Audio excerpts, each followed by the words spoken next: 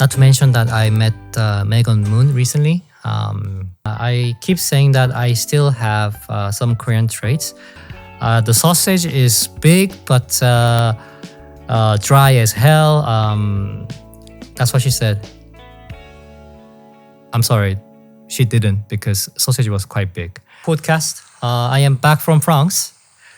I missed him so much. I missed my dogo, but France was amazing. As I said, it was my first time, and I went to Paris. Oh, it just farted. I didn't miss this. I kind of missed this as well. I saw no Boston Terrier in France, but I saw quite a few French bulldogs. They're so cute. So every time I saw Frenchies, I missed him. I missed him so much. Anyway, I have a lot to talk about France, so I will talk a bit of France every time in my future videos. But I'm going to talk a little by little because I want to talk about other things too, not just France. But France was amazing. It was holiday season, according to my client. So Paris was kind of empty. There are many tourists.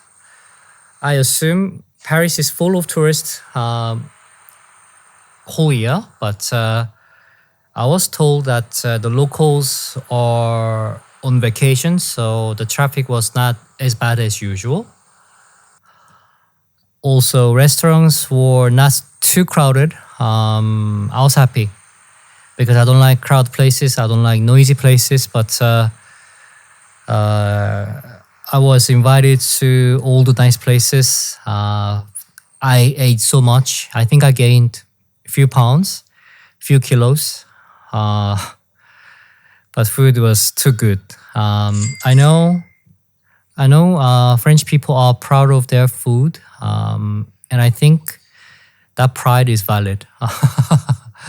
I mean, I've heard about food a lot, but it was more than impressive. I ate so much.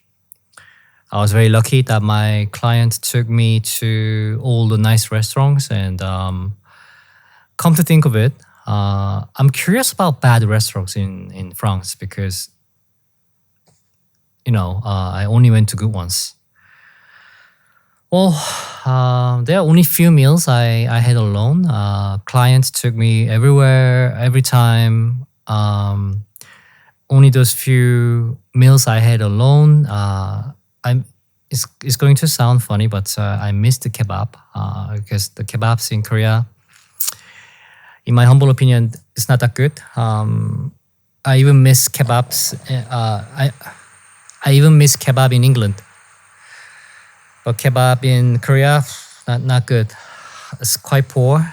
So I missed the European kebabs. Although it's not Turkey, even kebab was amazing in France. Yeah. So I will post the vlog. David is working on it. I might use some of the clips in my Q&A videos as well as I talk about France trip. But it was good. It was good, and I asked myself, how's food in London? But again, at the time I was a student, so it's not really fair to compare the restaurants because as a student you can't really afford to go to nice restaurants. So I don't really recall going to nice restaurant in London, probably 0 times. I mean, no, I never went to good restaurants there simply because I couldn't afford it. Not because they don't have good ones. Obviously, London is one of the biggest cities, so they should have nice restaurants with a top chef, whatever. But this trip this trip to France was amazing. Even in Rouen, food was too good. I didn't just had French food. My client has colorful background, culture-wise. So I went to Algerian restaurant. It was amazing. I also had Bahrain food. So good. French restaurants, of course. Italian restaurant was one of the best. It's really good, really good. I will share some of the clips here. Yeah, so I thought about my time in London as a student. I went to university in London, and I remember this specific, what do I call this? It's not a restaurant, but it's not a bakery either, but they sell a lot of different pastries and pies and things like that. It was very affordable. That's why I went there a lot, especially in exam period. England University is interesting because you can mess about the whole year, and they have a very important exam once a year. Every year, like you're a freshman, the second year of university, last year, the third year of university. Usually, as long as you do the coursework well, you can be quite relaxed with the test and all that. But right after everything is done, right before summer holiday, there's a big exam that you have to be excel at. That kind of dominates the whole degree. So usually, if you're very smart, I wasn't, but if you're very smart, you're brainy, then you mess about the whole year, have a good time, hanging out with your friends, drinking a lot, blah, blah, blah. And you focus right before summer holiday, focus on that specific exam, and because that means everything. And then you get A, and overall, you will get A. See what I mean? I don't think it's such a good structure because you're supposed to study hard whole year, in my opinion. But I struggled because I was not too smart. I was always one of those last students who barely passed, although I tried hard. The university time in engineering school in London was the time that I realized, okay, there are a lot of people in this world who are academically smarter than me. Because if I didn't try and I got bad grades, that would make sense. But I was trying hard whole year, the whole time in university, but I was always the bottom student. Well, it has a lot to do with the fact that I chose engineering, which I was never good at. But you know how Koreans and Korean parents, they choose the course and the name of university based on the ranking table. So what happened to me was when I was graduating the high school in England, I wanted to go to art school, but my parents disagree. So they told me that you should aim for the top university, one of those top universities on the ranking table, overall ranking table, university ranking table. And based on your current degree and your expected degree after the whole course, the last year of high school, you should aim the highest university, but you should find the weakest course, whatever it is. So you have this big name of university. Somebody asked me which college I went, and I told her, because she was from England, in London. I didn't tell her which college I went. Actually, I went to Imperial College, London.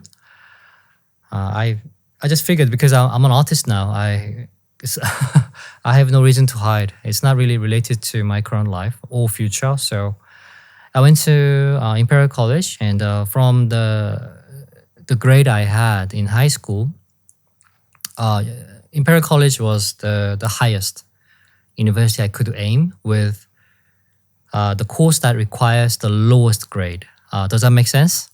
So I usually use this expression. I told my friends that, I used to tell my friends that I went to pretty good university on the ranking, based on ranking table, but I kind of used the back door. when I entered college, material science within engineering was one of the least popular course major.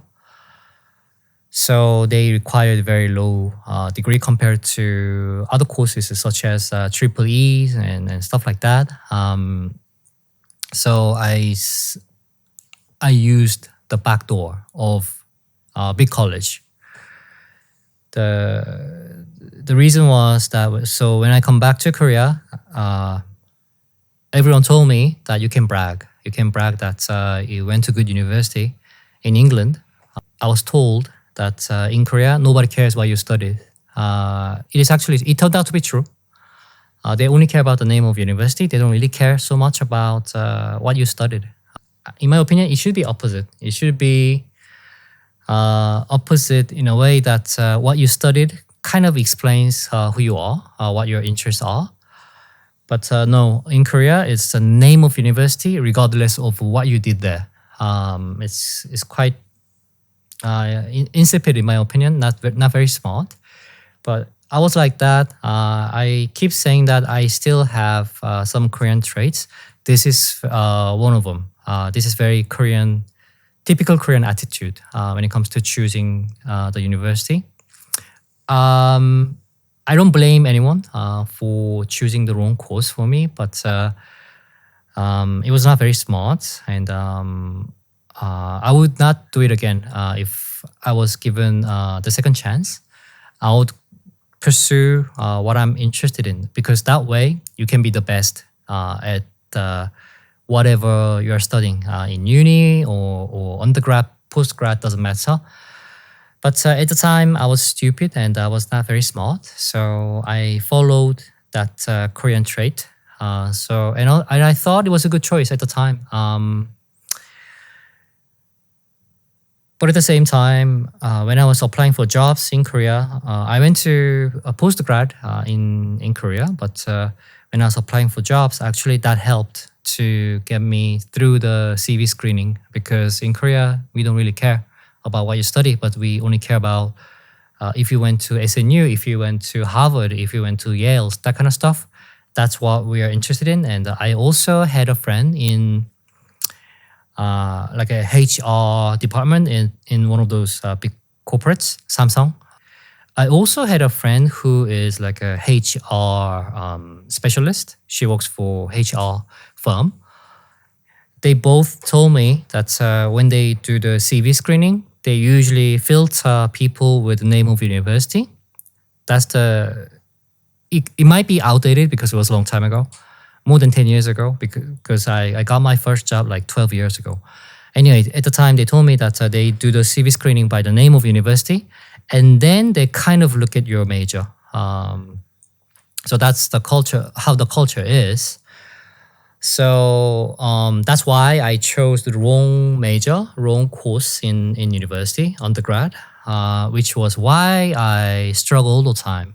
Struggled for whole 3 years. I tried hard. I tried hard to catch up with everybody, but I always felt a little stupid, because a lot of kids in my course, they didn't seem like they pay attention in class.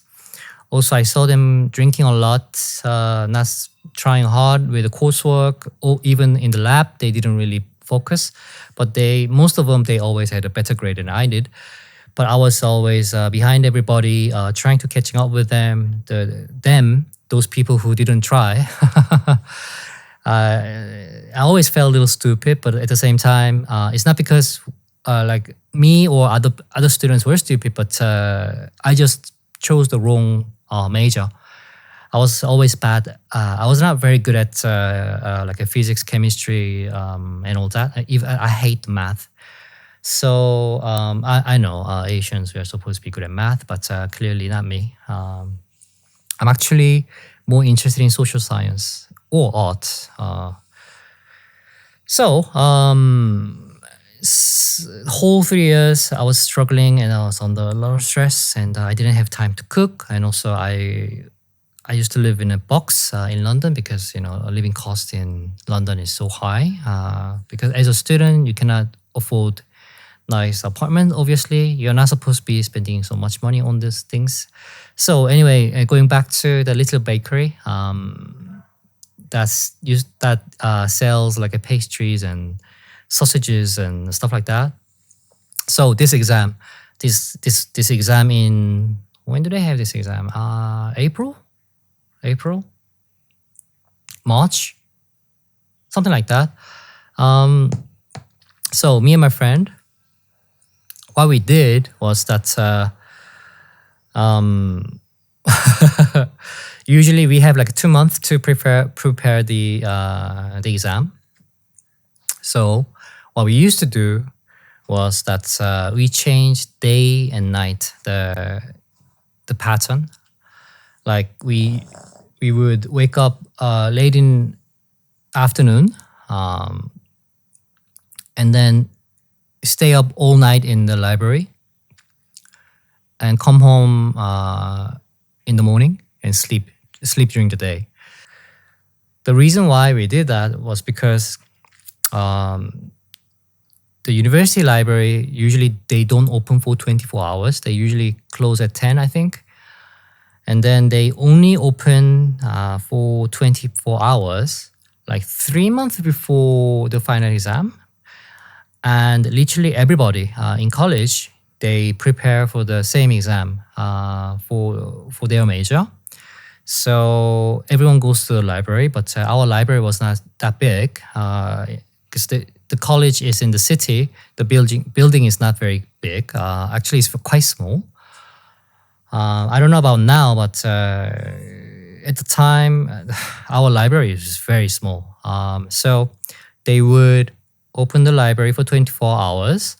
And during the day, we actually had to fight for the spot, fight for the desk, fight for the chair. And also because everyone wants to use the library for 3 months to prepare the final exam,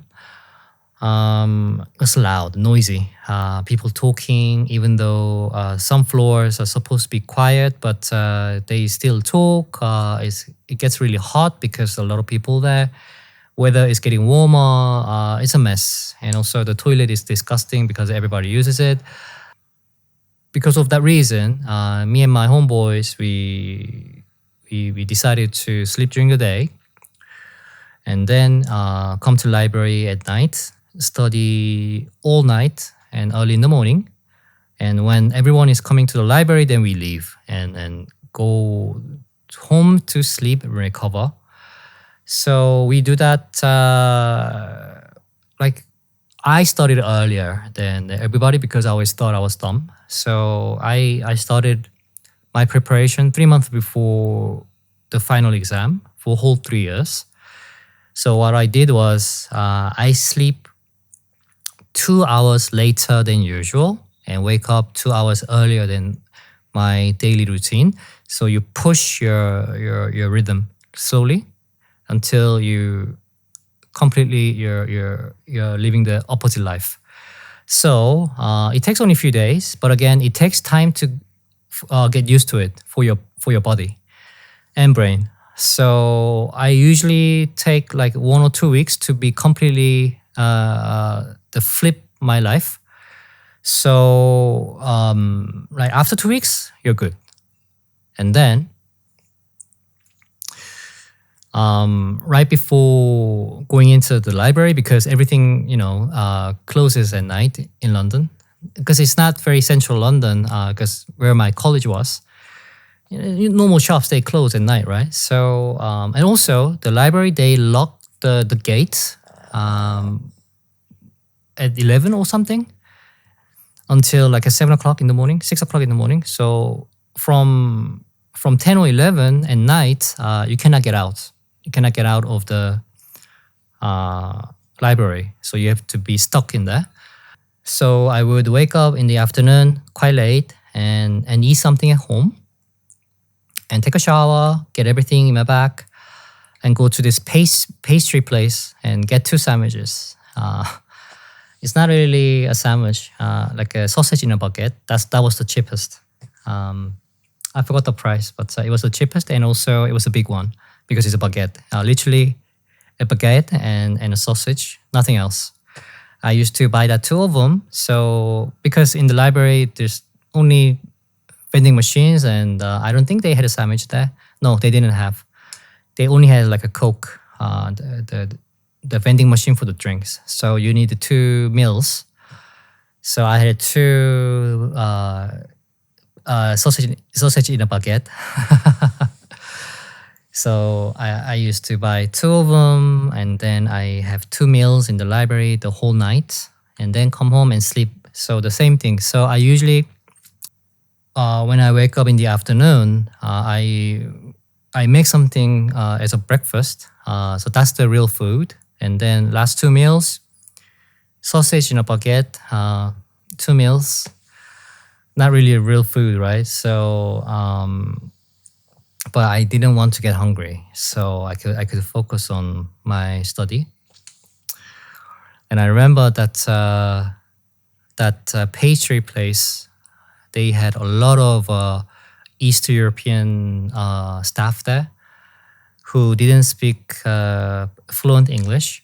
There's a manager, the owner, the dude. So in the shop, the dude speaks very good English, but the staff, they just understand what you want, and the communication is a little difficult.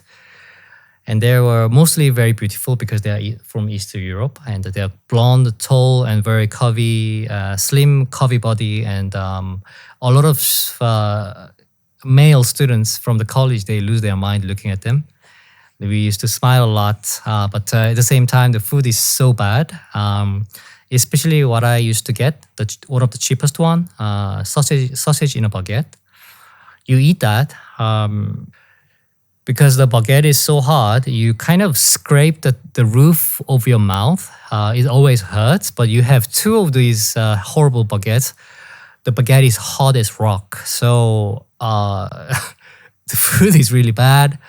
The sausage is big, but dry as hell. That's what she said. I'm sorry, she didn't, because sausage was quite big. Anyway, sausage was big, super dry. The baguette, hard as rock. So you always feel like you scrape the roof of your mouth. It always hurts. But you have 2 of them during the night for 3 months. It's quite bad. Your mouth. To be fair, I didn't have much of use with my mouth, except for eating, so it was okay. But again, you eat that 2 baguettes with a horrible sausage twice a day for 3 months, you get really sick of it. So that's how I still remember this pastry place back in college time. So I remembered this whole nice France trip reminded me of my college time in London. And I couldn't compare because I really didn't visit nice places. So international cities like that, New York, London, LA, Paris, blah, blah, blah, they're supposed to have good cuisines, right? But what a shame. I didn't have that experience back in London. And also, I asked myself, if I go back to London now, would I enjoy that? Nothing changed, actually. Nothing changed. I still can't afford these nice restaurants. So I don't think anything will change for the sake of experience with the restaurant. But in France, my clients took me everywhere.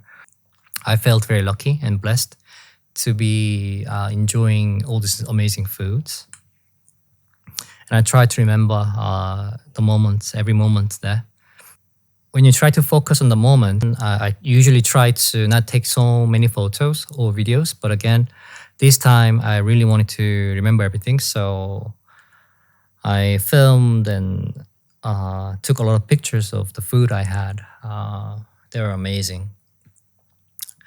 I'm going to sidetrack again.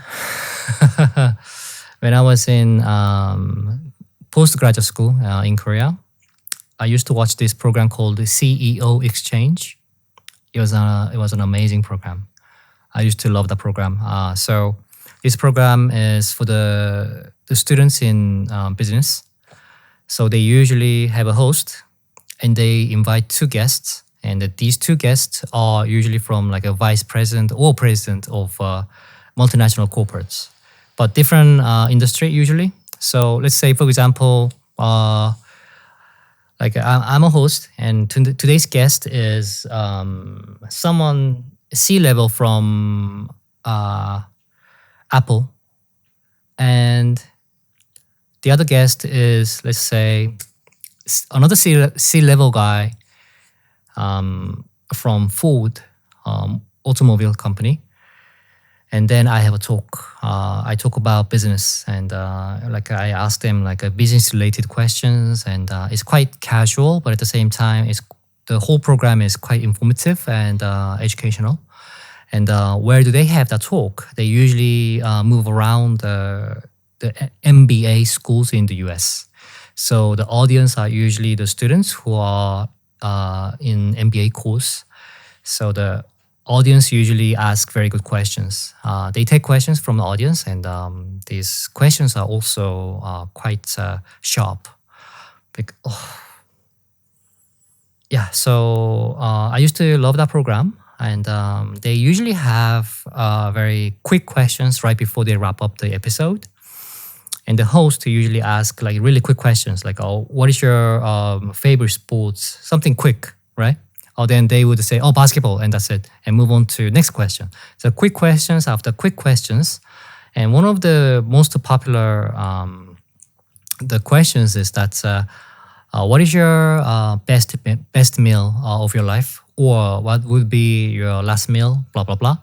Because these C-level people at multinational corporates, they travel all over the world, and obviously they would be treated as most likely treated as VIP. So they're curious. They're curious what would be the best meal they had. Is it like a Sky Lounge in New York? Some type of steak, whatever, blah blah blah. So that's what we expect from the question. But usually these CEOs or CHO or CIOs, they usually lie. They usually say, because they're mostly Americans. They usually lie, and their lies are very similar because they want to represent them as a humble person, down to earth, humble person. They usually lie by saying that, "Oh, you know what? When I was growing up in my neighborhood, there was a little burger place in the corner, and this dude, the humble guy in his like 50s, like a burger shop owner, he makes the best burger. That would be my last meal, or that burger is the best one compared to all the other amazing meals I had at 5-star restaurants." They usually lie, and the answers are very similar. "Oh, my mom's mac and cheese." Like, what? So it is quite clear that usually they want to lie, and they want to appear as a humble guy. And the audience know this, and the host he knows it too. It's like insipid. So often this interesting question, "What is your best meal?" Tends to be the boring question because they usually don't give you the honest answer. But I remember this specific episode that the host asked the same question, like, "What is your best meal so far, living your, prestigious CEO life?" And this guy, I think he was also American, and he said, he didn't hesitate, right? Because usually they have two guests, and one guy, he gave the same answer, like, "Oh, this burger joint in my old neighborhood where I grew up, blah, blah, blah." It's like, people are like, okay, here we go again. And then the other guest, he goes, he didn't hesitate, right? He goes, this specific Italian restaurant I went in London, I always wanted to go there. So last year I went there. I made a reservation like in like a 2 month or 3 month in advance, and prices is ridiculous. It's so expensive. So not everyone can go there. Not everyone can afford this. But I really wanted to taste their food. So I waited so long, And he said, I was more excited about the business trip because of this food rather than the meeting and the business aspect of it. And I finally went there and I was treated as a VIP because I ordered something very expensive. But this risotto I ordered, it hit the spot. When I had my first spoon, it tastes like heaven. I'll never forget. And if I can do it again, I will do it again. This is the best food I'd never had, and this risotto was amazing. And everyone clapped because he was so honest. And then a lot of memories traveling France. All these things came up to me. You gain new experience, and then I usually look back at my life related to this new experience. I don't know when it started like this, but I track back my life. Like, let's say I went to Algerian restaurant with my client because she has Algerian background as well. So she treated me at this authentic Algerian restaurant, and she explained the food because I eat everything. That's what she said. So this authentic Algerian restaurant, every experience is new to me. And then, I think about my time in London as a college student, and it takes me back to my favorite TV program. I think it's amazing because you experience something new. At the same time, you look back at your life. To me, it's very healthy because I appreciate a lot more about the things I have now. Because, like, for example, I have this authentic Algerian food I've never seen before. And then when was the last time I had the opportunities like this? Or when was the last time I was in the city like this? I look back, it was like 14, 15 years ago in London. But then why I couldn't have this kind of stuff in such a big city like Paris? And because I was a student. Okay, so as a student, I didn't have any money. But at the same time, what do I have now? I still don't have much. But again, I have this amazing opportunity. So I need to focus on this moment. I got to be grateful, and I got to focus on what they ask for. My client asked for the new artwork, then I should really pour my heart out for the new project. Its whole process is very healthy. The whole France trip was meaningful because of this. Looking back, this time last year, every time I went to bed, I didn't want to wake up because my days were so horrible. I had a depression. I had a problem with my eating. I was losing a lot of weight. I had nothing going on with my life. Nobody was around me except for my shaman. I used to speak to my shaman. That's how we became friends. Also, I didn't have money to pay him, so he just spoke to me on the phone like a friend, and he didn't ask for any money. And I had also still had my doggo to take care of, so I tried to stay away from my dark thoughts.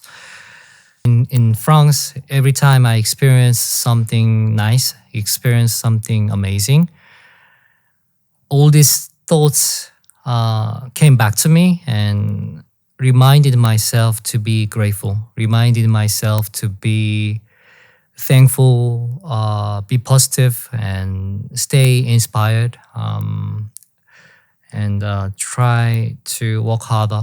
I would say this France trip was amazing because of all this progress, rather than because I had amazing steak, I had amazing couscous, I had a chance to see all these amazing cathedrals, churches, all that. Not because this food was amazing, not because this place was beautiful. No, all that mattered as well. But again, because I look at my lower moments, which was quite recent, and be grateful, thankful, and in order to pay back for this great experience, in order to pay back for this amazing opportunity to work for my client, I should stay positive. I should stay humble. I should stay thankful for the subscribers. That's the whole point of this trip. I felt blessed, and I was amazed by the fact that life change can be drastic within a year. Such a short time. I still wouldn't say that I bounced back from my hardships that happened last year. In every way, emotional wise, money wise, everything. I still haven't bounced back, but I'm there. I'm getting there. Good things are happening, and good people are trying to reach out to me. Not to mention that I met Megan Moon recently. I'm going to talk about her later, not in this video, but and also I'm shooting a video with her soon. She was amazing. She was amazing. She was very mature and reserved person, very smart, intelligent as well.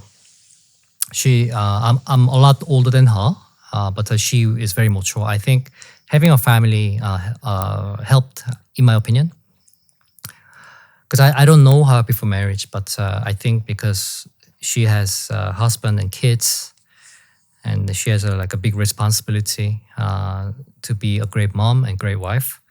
That's why she seems, and she sounds so mature. We had a good chat. We were supposed to have a meeting, but we kind of ended up talking, just sharing life.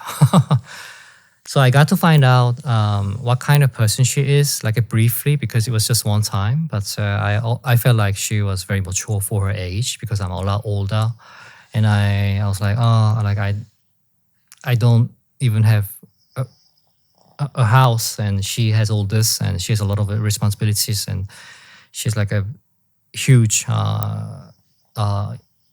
YouTube persona, and she's very mature for her age, and I should work harder on everything I do, YouTube, artwork, tattoo, whatever I do. I should work harder. It was inspirational, and I'm going to meet her soon for the shooting too.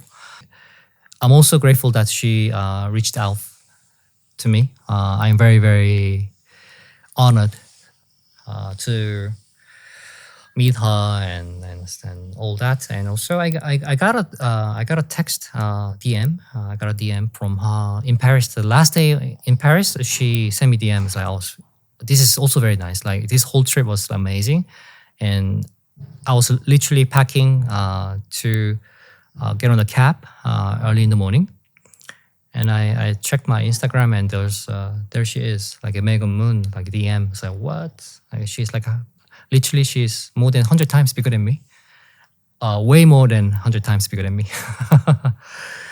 But good things are happening, so I should be responsible to all these good things. Like work hard and be sincere to people who help me, like including my client, who is amazing. So